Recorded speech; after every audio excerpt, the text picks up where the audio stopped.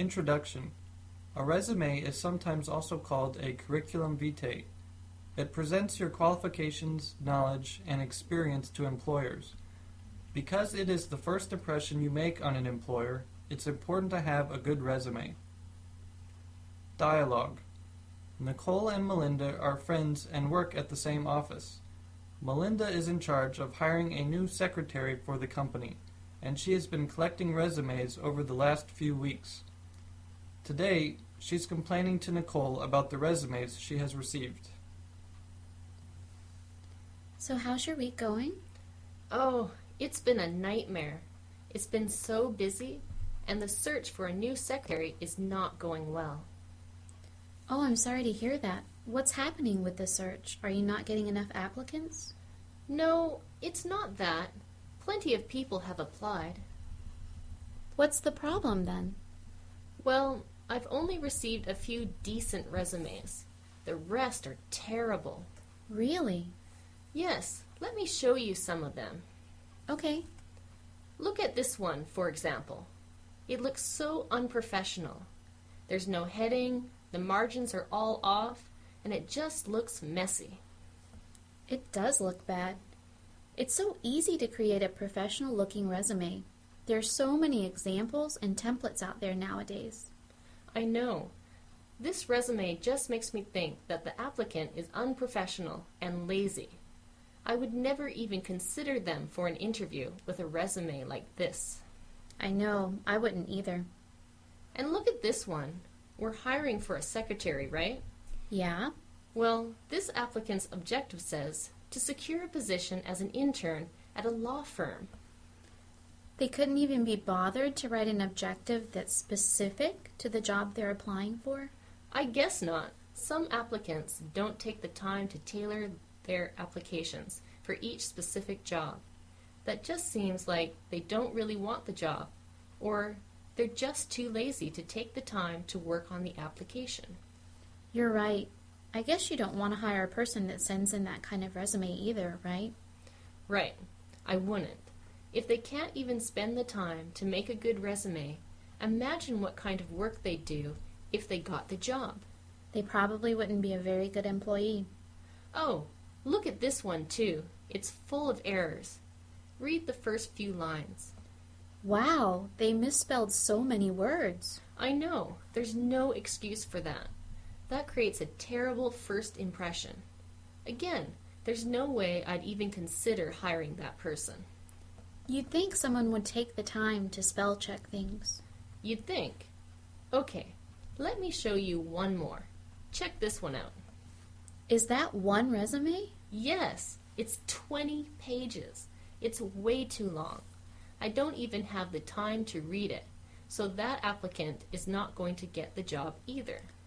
That's way too wordy. A resume should be brief, like 1 to 4 pages. I know. This person wrote down way too many details. I didn't realize that so many people were clueless when it comes to resumes.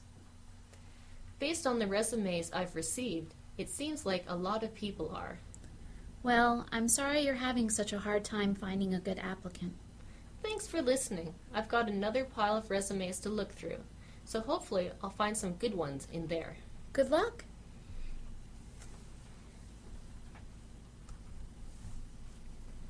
Discussion questions. What kind of information is included on a resume in your country? In the United States, people include their education information, previous work experience, and skills on a resume. People also include presentations, publications, and professional affiliations. Personal information such as age, gender, or a picture is not included. How long is your resume? Why? My resume is 3 pages long. It's this long because I have a fairly long work history, going back about 7 years. Just listing this information and my education alone makes it about 2 pages. Do you think a person should be judged by their resume? Yes, I do. I think a resume is a chance for job applicants to make a first impression. Without meeting every applicant, a resume is a way for employers to find out information about a person. I don't think a person should be judged solely by their resume, but it is important. What do you find most difficult about writing a resume?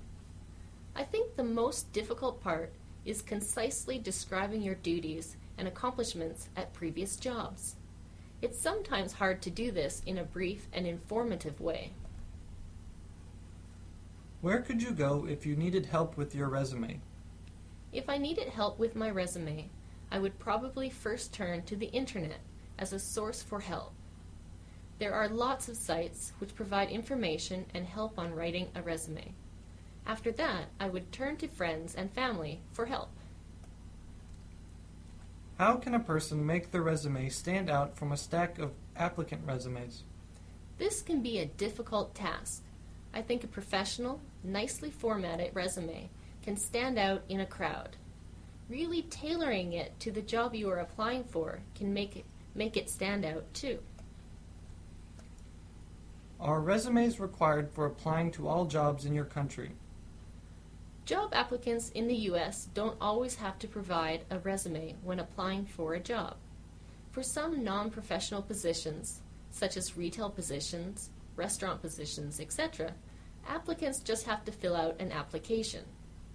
Almost all professional positions require applicants to submit a resume. Do you think an objective statement is necessary on a resume? I don't think it's necessary to include an objective statement on a resume. I think a good cover letter serves the purpose of explaining an applicant's objective. It doesn't hurt to include one, but I don't think it's necessary. What's the most impressive thing listed on your resume? I think my work experience is the most impressive thing on my resume. I worked at NATO in Belgium for a summer, and employers always seem to be impressed with this. Have you ever stretched the truth on your resume? No, I haven't. I don't think it's a good idea to lie or stretch the truth on your resume. If you lie, employers will probably find out, and it will cause problems for you in the end.